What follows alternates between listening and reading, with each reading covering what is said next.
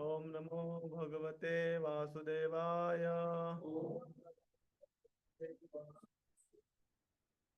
नमो भगवते वासुदेवाय। नमो भगवते वासुदेवाय।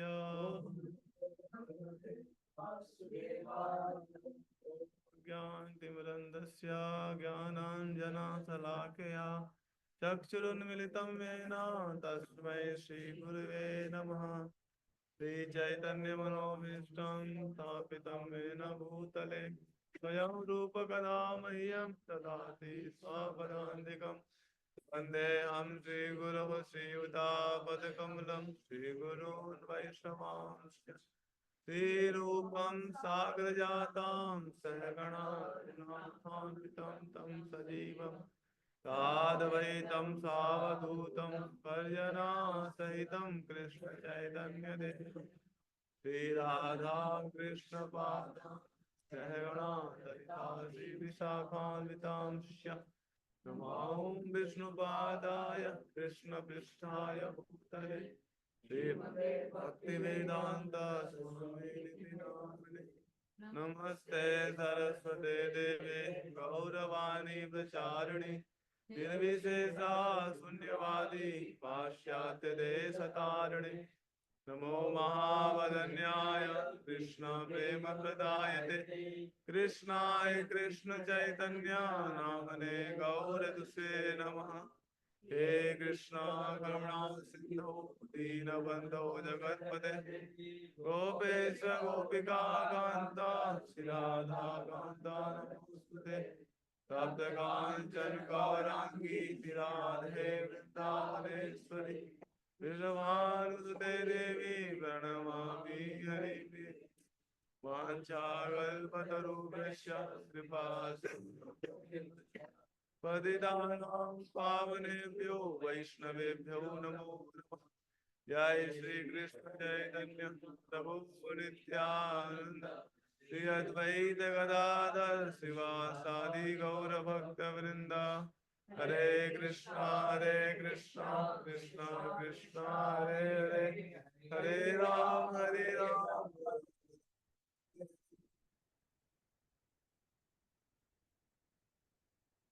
कृष्णा। आप सभी का आज के सत्र में स्वागत है। तो हम लोग आज पढ़ते हैं भगवद गीता का तीसरा अध्याय 26वां श्लोक। हम लोग गीता का उच्चारण करेंगे श्लोक का। न बुद्धि भेदम जनयेद अज्ञानम कर्म संगिनाम योषयेत सर्व कर्माणि विद्वान युक्त समाचरम। न बुद्धि भेदम जनयेद अज्ञानम कर्म संगिनाम योषयेत सर्व कर्माणि विद्वान युक्त समाचरन्। न बुद्धि भेदम जनयेत् अज्ञानां कर्म संगिनाम योषयेत सर्व कर्माणि विद्वान युक्त समाचरन्। अनुवाद है तात्पर्य श्रील प्रभुपाद जी के द्वारा। श्रील प्रभुपाद की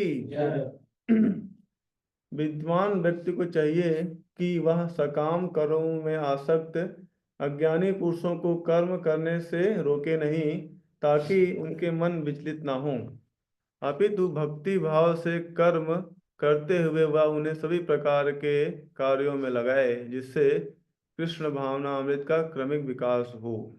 तात्पर्य वेदेश वेदेश सर्वेर अहमेव वेद्यः। यह सिद्धांत संपूर्ण वैदिक अनुष्ठानों की पराकाष्ठा है। सारे अनुष्ठान, सारे यज्ञ कृत तथा वेदों में भौतिक कार्यों के जो भी निर्देश हैं, उन सबों समय सारी वस्तुएं कृष्ण को जानने के निमित्त हैं, जो हमारे जीवन के चरम लक्ष्य हैं। लेकिन चूंकि बद्ध जीव इंद्र तृप्ति के अतिरिक्त और कुछ नहीं जानते, अतः वे वेदों का अध्ययन इसी दृष्टि से करते हैं। किंतु सकाम कर्मों तथा वैदिक अनुष्ठानों के द्वारा नियमित इंद्र तृप्ति के माध्यम से मनुष्य धीरे धीरे कृष्ण भावना अमृत को प्राप्त होता है। अतः कृष्ण भावना अमृत में स्वरूप सिद्ध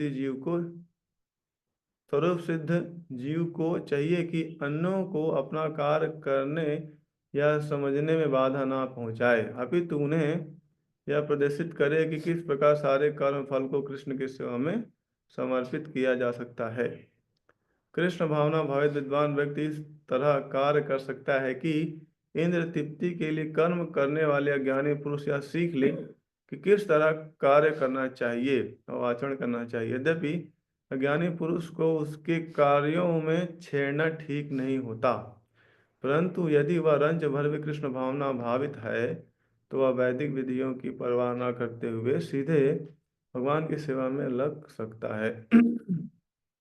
ऐसे भाग्यशाली व्यक्ति को वैदिक अनुष्ठान करने की आवश्यकता नहीं रहती, क्योंकि प्रत्यक्ष कृष्ण भावना अमृत के द्वारा उसे वो सारे फल प्राप्त हो जाते हैं जो उसे अपने कर्तव्यों के पालन करने से प्राप्त होते हैं। हरे कृष्ण। बहुत ही इंपॉर्टेंट श्लोक है वाला, how to balance our material and spiritual life. बोल सकते हैं आजकल सबसे ज्यादा प्रॉब्लम क्या होता है, भक्त लोग पूछते हैं कैसे अपने आध्यात्मिक जीवन को और भौतिक जीवन को बैलेंस करें। तो इसमें भगवान बहुत अच्छा बता रहे हैं।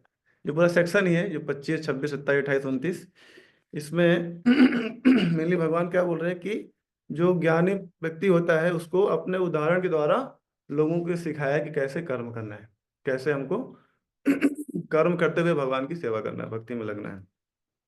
तो जो पिछला श्लोक था उसमें भगवान बता रहे हैं कि जो ज्ञानी पुरुष है वो कर्म कैसे करता है और जो अज्ञानी पुरुष है वो कैसे कर्म करता है।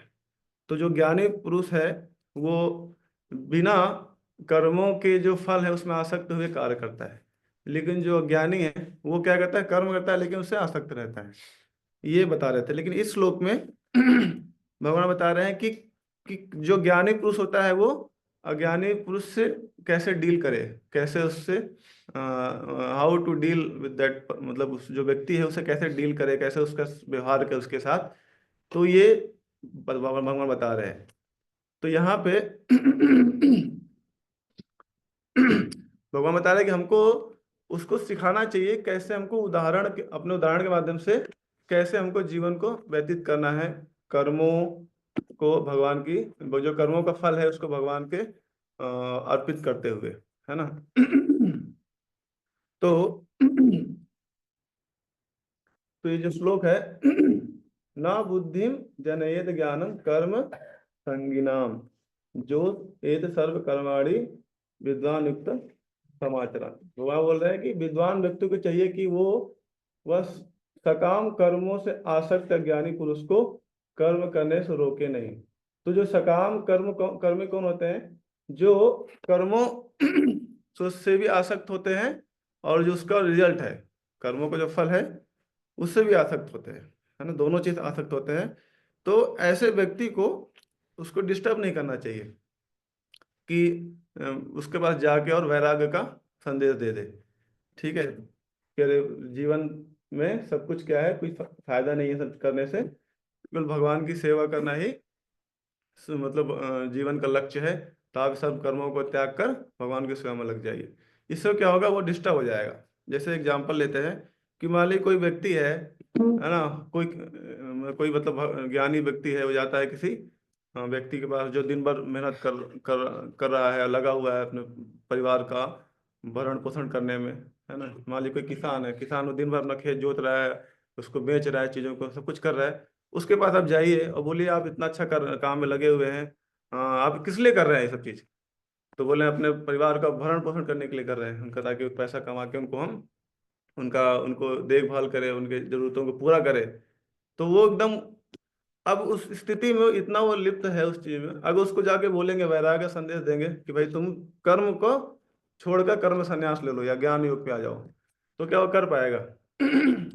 कभी नहीं कर पाएगा, एक्सेप्ट ही नहीं कर पाएगा, भले वो और एंटी हो जाएगा आपसे। बोले वो मतलब वो इसको अप्रिशिएट नहीं करेगा इस कथन को। इसलिए भगवान बोल रहे हैं कि उसको क्या करो, आप डिस्टर्ब मत करो, उसको क्या करो, अपने एग्जाम्पल से सिखाओ कि जो आप कर्म करो उसको करते रहो, उसका जो फल है उसको थोड़ा थोड़ा भगवान को। इससे इसमें भगवान बोल रहे, प्रभुपाद जी बोल रहे कि जो वैदिक सिद्धांत हैं, जो जो बताया गया है कैसे हमको थोड़ा बहुत जो कर्म है उसको, जो कर्म फल है उसको भगवान की सेवा में लगा, धीरे धीरे उसको अर्पित करिए थोड़ा थोड़ा, तो ऐसे करके उसको अपने उदाहरण से सिखाना चाहिए।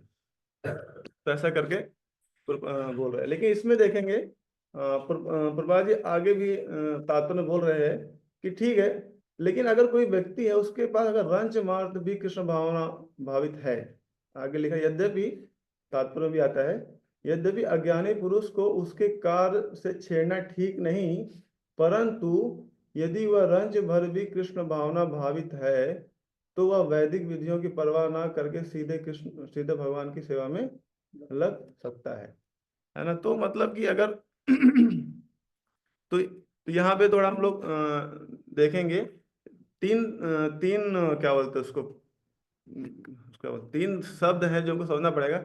एक सकाम कर्म योगा, एक निष्काम कर्म योगा, और ये होता है ज्ञान योगा। ये तीनों का जो ये जो टर्म है इसको आपको समझना पड़ेगा। तो जो सकाम कर्म योगा वो क्या है कि हम लोग भगवान के मतलब जो कर्म करते हैं उसमें आसक्त होते हैं, और जो फल है उससे भी आसक्त होते हैं, उसको सकाम कर्म योगी बोलते हैं। और जो निष्काम कर्म योगी होता है उसको, वो क्या होता है, जो कर्म फलों से आसक्त नहीं होता लेकिन कर्म से आसक्त होता है ना। और जो ज्ञान योगी वो क्या करता है, वो कर्म को ही त्याग करके ज्ञान के पथ पर चलता है ना। तो भगवान यहाँ बोल रहे हैं कि हमको किसी को कोई कर्म कर रहा है उसको ज्ञान के पथ पे उसको नहीं लाने का प्रयास करना चाहिए। क्यों? क्योंकि जब तक व्यक्ति का हृदय अशुद्ध है तब तो वो ज्ञान को अपने हृदय में धारण नहीं कर सकता है ना। ज्ञान को अगर वो प्रयास करेगा ज्ञान को धारण करने का, तो वो ज्ञान होल्ड नहीं कर पाएगा, क्योंकि ज्ञान को होल्ड करने के लिए हमारा हृदय शुद्ध होना चाहिए। और हृदय शुद्ध कैसे होगा? जब हम लोग निष्काम कर्म योग में लगेंगे, क्योंकि जब निष्काम कर्म योग करते हैं तो ऑटोमेटिक हमारे हृदय से ज्ञान का प्रकाश होता है ना। इसीलिए तो जो जो व्यक्ति इंद्र तृप्ति में लगा हुआ है, मतलब उसका हृदय भी अशुद्ध है, तो उसको अगर आप ज्ञान के पथ पे लगाने का प्रयास करेंगे, तो मान लो सब कुछ छोड़ दिया उसने, सब कुछ छोड़ मान लो लग के ज्ञान में लग गया, लेकिन वहां क्या करेगा वो, उस उसके हृदय में तो अशुद्धि अभी है ही है, वो क्या होगा, फिर दोबारा से इंद्र तृप्ति में लग जाएगा। इसीलिए भगवान बोले उसको छोड़ो मत, उसको क्या कर्म करने दो, और कर्म करते करते वैदिक अनुष्ठानों का पालन करते करते उसका धीरे धीरे हृदय शुद्ध हो जाएगा, और वो अपने आप बाद में भक्ति में पकड़ लेगा। तो ये बता रहे हैं। तभी हमारे जो आचार्य हैं विश्वनाथ चक्रवर्ती ठाकुर, वो एक टीका बोलते हैं, बताते हैं कि अच्छा वो कमेंट्री बोलते हैं कि भगवान आप यहाँ पे क्या बोल रहे हैं गीता में कि हमको छेड़ना नहीं चाहिए व्यक्ति को जो कर्म में लगा हुआ है ना।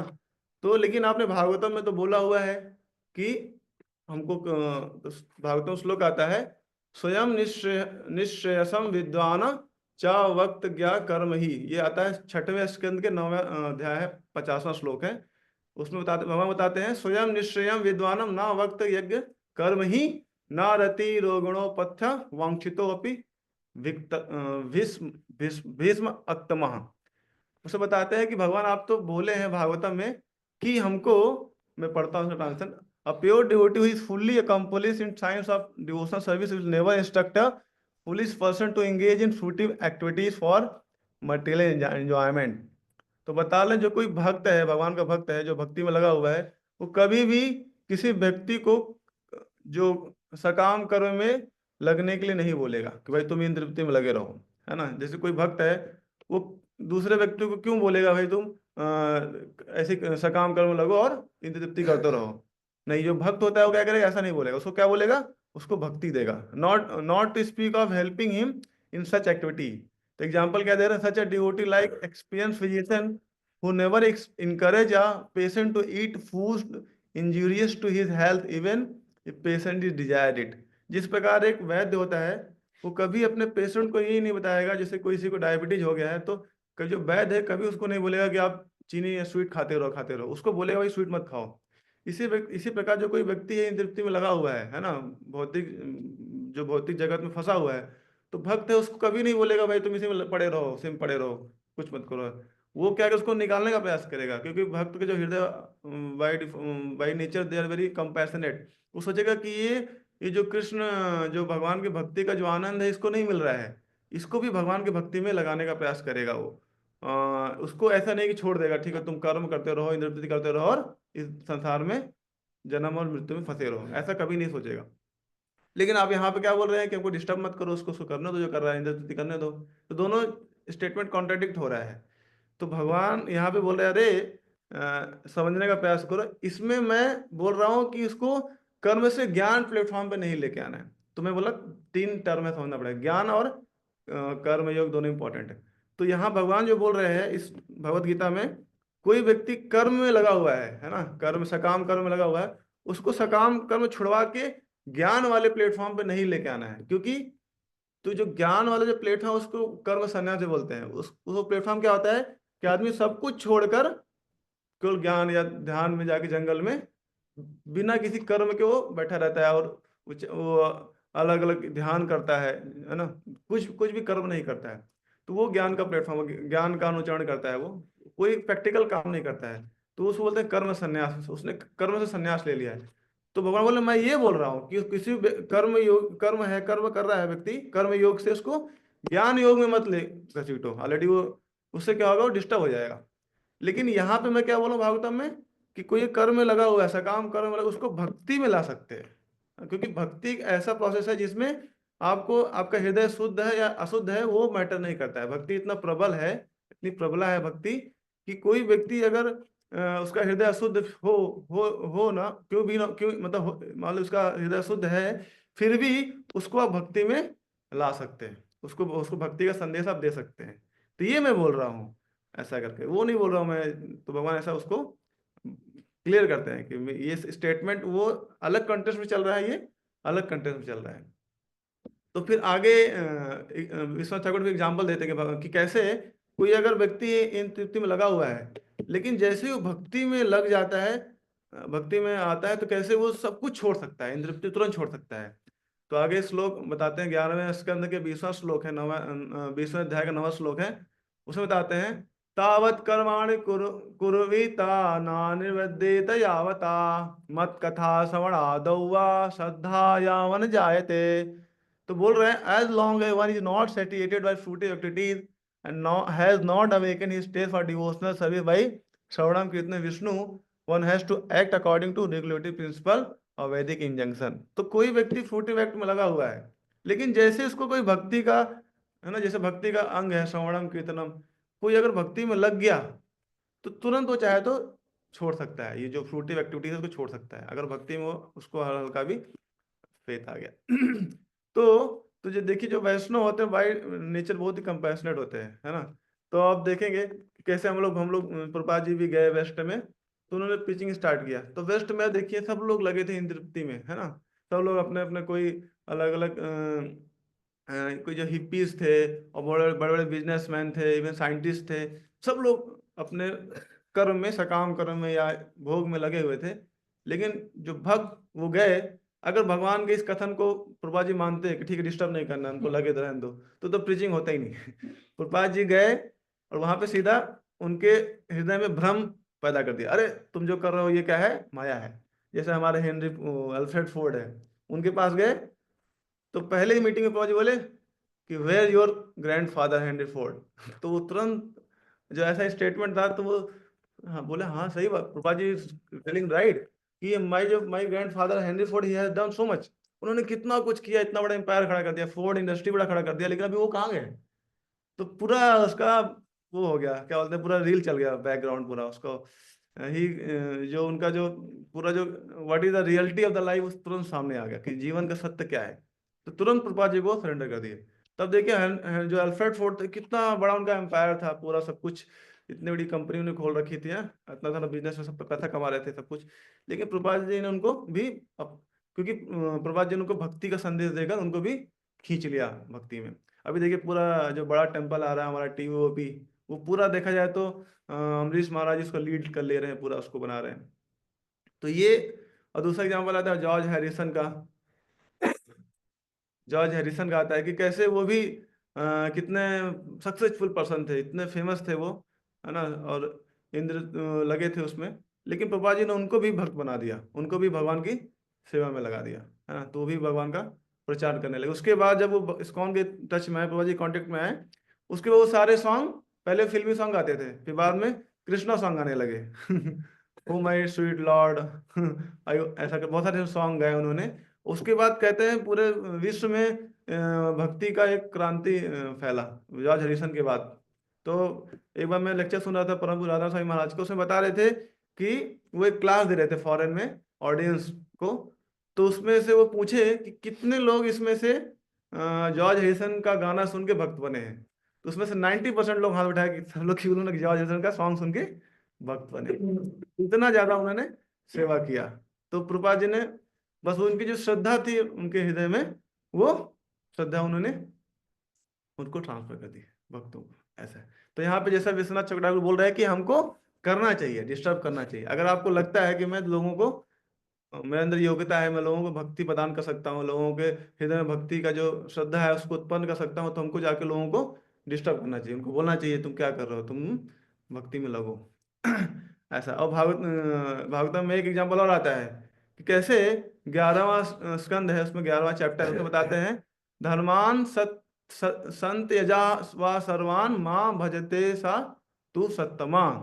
तो बोले having taken complete shelter at my lotus feet, however a saintly person ultimately renounces such ordinary religious duties and worship me alone. He is thus considered to be best among all entity. तो कुछ किसी को भगवान का शरण मिल गया है, भगवान को कोई शरण ले लिया है, तो उसको कोई भी रिलीजियस जो भी वेदों में अनुष्ठान दिया गया है, जो भी कर्म है, उसको करने का कोई आवश्यकता नहीं है। वो he is he is engage in best activity, ऐसा है। तो हमको समझना चाहिए कि हमको अपना जीवन का जो समय है इस तरह उसको बैलेंस करना चाहिए कि हम हमारा जो भक्ति में भक्ति को पहला प्रायोरिटी देनी चाहिए हमको अपने जीवन में। जो भक्ति है वो पहला प्रायोरिटी, बाकी सब सेकंड प्रायोरिटी है। अदरवाइज भागवत में बोलते हैं श्रम एव ही केवलम। आप कुछ भी कार्य कर रहे हैं ना, लेकिन उसमें आपका भगवान के कथा के प्रति रुचि उत्पन्न नहीं हो रही, भगवान के नाम में रुचि उत्पन्न नहीं हो रही है, तो वो क्या होगा, श्रम ही केवलम ही हो जाता है। तो यहाँ पे विश्वनाथ चक्रवर्ती बोल रहे हैं कि हमको मेन हमारा एक्टिविटी क्या है, भगवान का शरण लेना, भगवान का आश्रय लेना। इवन कोई कर्मी व्यक्ति क्यों ना हो, उसको भी भगवान के शरण में खींचना चाहिए, खींचने का प्रयास करना चाहिए, उसको प्रचार करके करना चाहिए। तो कोई पूछ सकता है, मान लीजिए कोई व्यक्ति भगवान का भक्ति करने लगा, लेकिन बाद में क्या हो गया, उसका पतन हो गया या जुड़ नहीं पाया अच्छे से, तो बोलते तभी कोई दिक्कत नहीं है। आगे नारद में बताते हैं पहले स्कंद के 5वें श्लोक में। अब देखिए ज्ञान योगी और भक्ति योगी अलग है। ज्ञान किसी की आपने ज्ञान योग में खींच लिया और वो वहां चल नहीं पाया, तो उसका तो पतन हो जाएगा। लेकिन जब कोई किसी को आपको भक्ति योग में खींचा आपने उसको, तो उसका कोई लॉस नहीं है। तो इसमें नारद में बताते हैं 5वें अध्याय में, तक्ता स्वधर्म चरणम भुजम हरे भजन न पक्को अपते ततो यदि यत्राको भद्रमभूतम किम को वार्तवाप्तो भजताम स्वधर्मतः। कि बोलते हैं कि तक्ता स्वधर्मम चरणम भुजम हरे, है ना, कोई भगवान जो हरि हैं, भगवान जो कृष्ण हैं, उनका अगर किसी ने अपना स्वधर्म का त्याग कर कर, उसका जो जो प्रोफेशनल ड्यूटी है, जो प्रेस्क्राइब ड्यूटी, उसको त्याग करके भगवान का शरण ले लिया, भजन न पक्को अपते तो अब फिर क्या हो गया उसका, मान लीजिए किसी कारणवश वो भक्ति में उसका पतन हो जाता है ना, तो उससे कोई भी लॉस नहीं है ना, उससे कोई भी लॉस नहीं है। उस बल्कि यत्रा को वज्र अबूध मुस्किन, अगर कोई व्यक्ति अपने जीवन में स्वधर्म का पालन किया है, बहुत अच्छे से किया है, को अर्थो भजता स्वधर्म था, लेकिन भगवान का शरण नहीं ले पाया, उसका क्या फायदा, उसका कोई मतलब नहीं है, यूजलेस हो गया। तो देखिए हम नारद मुनि बोल रहे हैं कि किसी भी सिचुएशन में हमको भगवान का शरण लेना चाहिए, है ना, किसी भी सिचुएशन में, इन एनी सिचुएशन हमारा जो पहला प्रायोरिटी है वो क्या है, भगवान का आश्रय लेना चाहिए, भगवान का शरण लेना चाहिए। इसका मैं पढ़ता हूँ, ट्रांसलेशन इंग्लिश में है। One who has forsaken his material occupation to engage in the devotional service of the Lord may sometimes fall down while in an immature stage, yet there is no danger of being unsuccessful. On the other hand, a non-devotee, though fully engaged in occupational duty, does not gain anything. ऐसा तो कोई सधर्म का बहुत अच्छे से पालन किया हो लेकिन भगवान को भक्ति में जुड़ा नहीं हुआ है ना। जो लोग बोलते रहते हैं हाँ हम तो अपना, कुछ लोग सोचते हैं कि अपने कर्म को अच्छे से करना यही पूजा है, बोलते हैं ना कर्म ही पूजा, अपने कर्म को अच्छे से करते रहें, ईमानदारी के साथ है ना, सत्य निष्ठा के साथ अपने कर्म को करते रहें, यही सबसे उचित धर्म है। तो यहाँ बोल रहे हैं कि कोई अपने धर्म को बहुत अच्छे से पालन किया है उसका कोई फायदा नहीं अगर उसने भगवान का शरण नहीं लिया है। लेकिन मान लो कोई अपने धर्म का अच्छे से पालन नहीं कर पाया स्वधर्म, लेकिन भगवान का उसने आश्रय ले लिया है, वो उसका जीवन सक्सेसफुल हो गया है ना, उसको कोई लॉस नहीं हुआ। ऐसा करके नारद मुनि यहाँ पे बहुत अच्छा बताते हैं। तो एक स्टोरी और आता है मैं शेयर करूंगा कि हमारे एक श्रीधर स्वामी थे, उन्होंने तो अब ये स्टोरी बता के मैं प्रैक्टिकल लेसन बताऊंगा कि कैसे श्रीधर स्वामी को इनकी उनकी जो पत्नी थी उन्होंने एक पुत्र को जन्म देते हैं, लेकिन हालांकि उनके हृदय में बहुत इच्छा थी कि भगवान की भक्ति करे, वृंदावन जाए और भगवान की भक्ति करे, लेकिन उनका एक धर्म था कि भाई क्या कहते हैं उनका वो पुत्र भी है और पत्नी भी, उसका टेक केयर करना है ऐसा करके। हाँ भाई, हाँ। तो बाद में क्या हो गया, पत्नी की जैसे ही वो पत्नी बच्चे को डिलीवर करती है, जैसे ही वो जन्म बच्चे को होता है, पत्नी की मृत्यु हो जाती है। सोचते अरे बाप रे, तो बड़ा वो हो गया, अभी बच्चों को कौन टेक केयर करेगा। पत्नी तो चली गई, अभी मुझे लगता है मुझे ही टेक केयर करना पड़ेगा, लगता है मैं भी वृंदावन नहीं जा पाऊंगा। तो ऐसे सोच ही रहे थे, तभी देखते हैं जैसे बच्चा जन्म लेता है उसी के बगल एक क्या कहते हैं छिपकली का अंडा गिरता है और उस अंडे से एक छोटा बच्चा निकलता है। तो जो बच्चा निकलता है अंडे का, तो जैसे ही वो बच्चा निकलता है बच्चे के साथ एक मच्छर बैठ जाता है और वो जो छिपकली का बच्चा है तुरंत मच्छर खा लेता है। तो उनके हृदय में तुरंत वैराग्य फिर से आता है। बोलते हैं, अरे ये जो नवजात शिशु है ना, इसका कोई नहीं आगे पीछे, और जो इनसिग्निफिकेंट एक छोटा जीव है ना, उसको भी भगवान देख रहे, उसका भी खाने को सब कुछ देख रहे हैं, उसका भी भगवान टेक केयर कर रहे हैं, खाने को प्रोवाइड कर रहे हैं। तो ये तो मनुष्य का बच्चा है, इसको क्यों नहीं भगवान भगवान टेक करेंगे, तो भगवान इसको भी टेक केयर कर लेंगे और हमको भी टेक केयर कर लेंगे। सोचिए ये निष्ठा उनके अंदर थी। हमको इमोचुअली नहीं करना चाहिए ऐसा, हमारे हृदय में निष्ठा होना चाहिए। अगर हम लोग श्रीधर स्वामी हैं तो नहीं पता चले कोई है वो घर बार को छोड़ के पत्नी बच्चों को जा रहे हैं साधु संत, वहां जाकर सो रहा है, इन्हें तृप्ति कर रहा है। तो वो क्या होगा, बहुत ज्यादा उसका हैवी कर्मा लगेगा। तो हमारे अंदर वो श्रद्धा होना चाहिए कि हाँ भगवान देख लेंगे, हमको भी देख लेंगे और इसको भी देख लेंगे, तो भगवान हाँ देख लेंगे। लेकिन पता लगे उसने इंद्र तृप्ति करने के लिए ही, अरे कौन रिस्पॉन्सिबिलिटी ले, रिस्पॉन्सिबिलिटी से भागने के लिए वो कर दिया उसने, और बाद में क्या हुआ वहां जाके अपना वही काम कर रहा है जो यहाँ कर रहा था। तो क्या होगा, एक तो उसको उसका कर्म लगेगा जो वहां पे कुछ अपना कर्म प्रिस्क्राइब कर्म नहीं कर रहा है, यहाँ पत्नी बच्चे का जो इतना दुख दे रहा है उसका भी कर्म लगेगा। तो ये दो चीजें हैं, हमको समझना चाहिए कि भगवान के प्रति अगर आपके हृदय में श्रद्धा है ना, तो आप पूर्णतः भगवान का शरण ले सकते हैं, है ना, ऐसा है। तो अभी टाइम होने वाला है, तो आज दो आचार्यों का प्रेजेंट डे भी है, तो मैं सोचा था उसमें थोड़ा थोड़ा बोलूंगा, ऐसा है। तो ये मैं एक श्लोक को समरी फिर से बता देता हूँ इसका क्या हमने डिस्कस किया, क्योंकि बहुत महत्वपूर्ण श्लोक है ये, कि कैसे हमको अपने जीवन को बैलेंस करना चाहिए, अपने जीवन को कैसे स्पिरिचुअल लाइफ को बैलेंस करना चाहिए, और मेन प्रायोरिटी हमको स्पिरिचुअल लाइफ को देना चाहिए, है ना। कि तो इसमें हमने डिस्कस किया कि कैसे कोई व्यक्ति है अगर वो अपने कर्म में लगा हुआ है, सकाम कर्म में लगा हुआ है, तो तो कोई जो ज्ञानी व्यक्ति है उसको डिस्टर्ब ना करे, है ना। लेकिन कोई भक्त है वो डिस्टर्ब कर सकता है।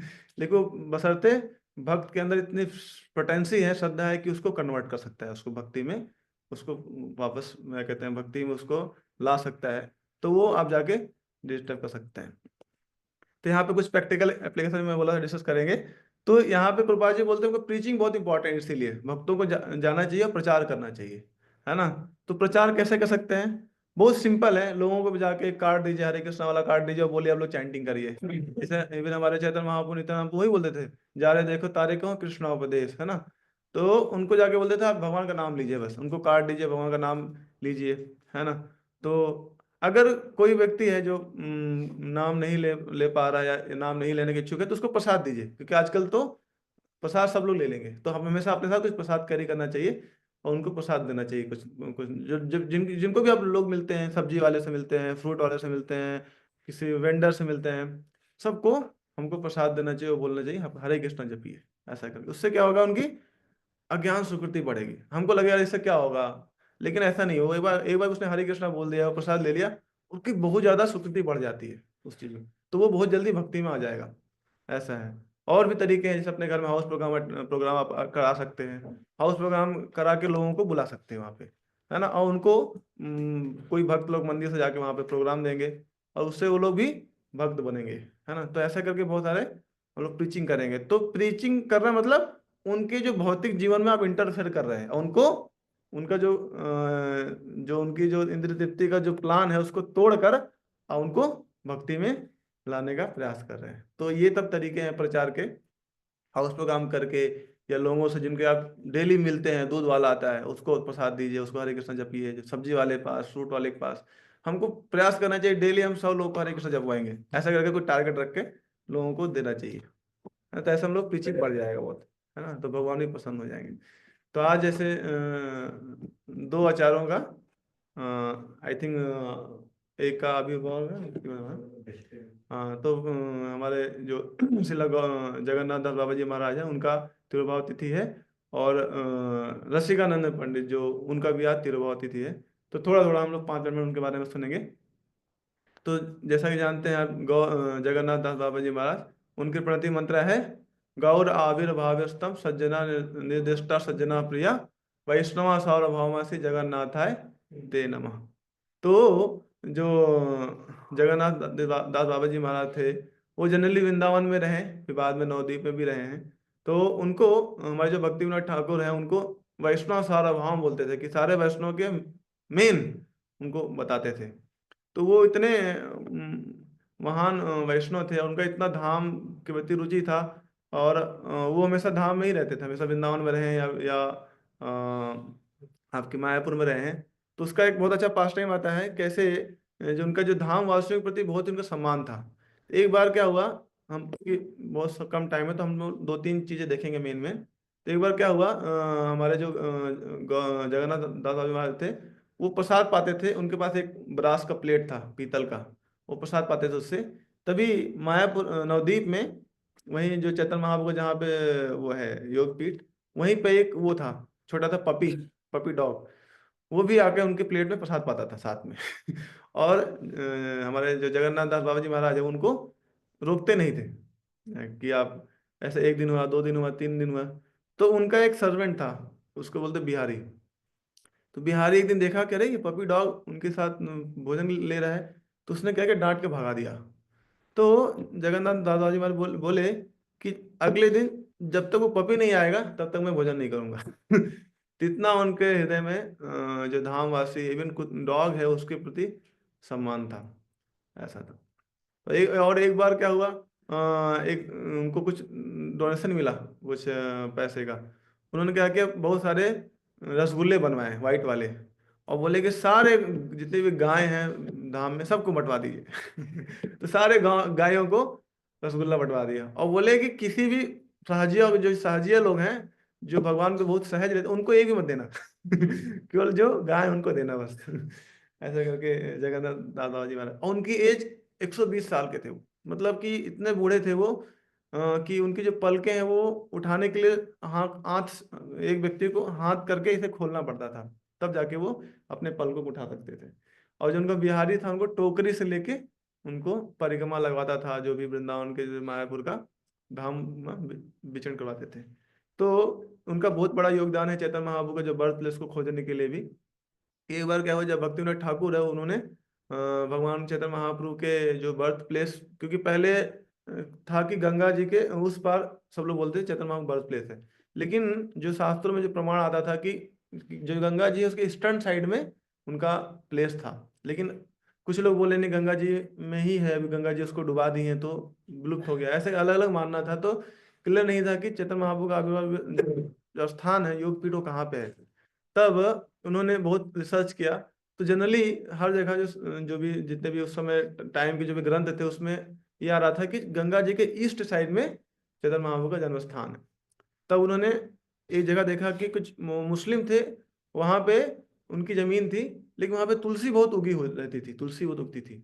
तो उससे जाके पूछना चाहा कि अरे यहाँ पे क्या है। बोले ये घोस्ट हॉन्टेड प्लेस है, यहाँ पे भूत रहता है। बोले कैसे। बोले यहाँ पे कुछ भी बोलते हैं तुलसी निकलता है। कुछ निकलता ही नहीं, पर तुलसी निकलता है। अच्छा, और यहाँ पे कुछ प्रकाश भी निकलता है कभी कभी। तो बोले अच्छा। तो उनको थोड़ा और फेर बढ़ा के, अरे यही हो सकता है। और फिर उन्होंने क्या किया, जगन्नाथ दास बाबा महाराज को वहां पे ले गए। तो कहते जगन्नाथ बाबा जी इतना इतने ओल्ड थे कि अपना हाथ सर भी हिला नहीं सकते थे। तो उनको बिहारी ले गए, टोकरी में ले गया उनको वहां पे। सबको पता ही होगा लीला पास्ट टाइम।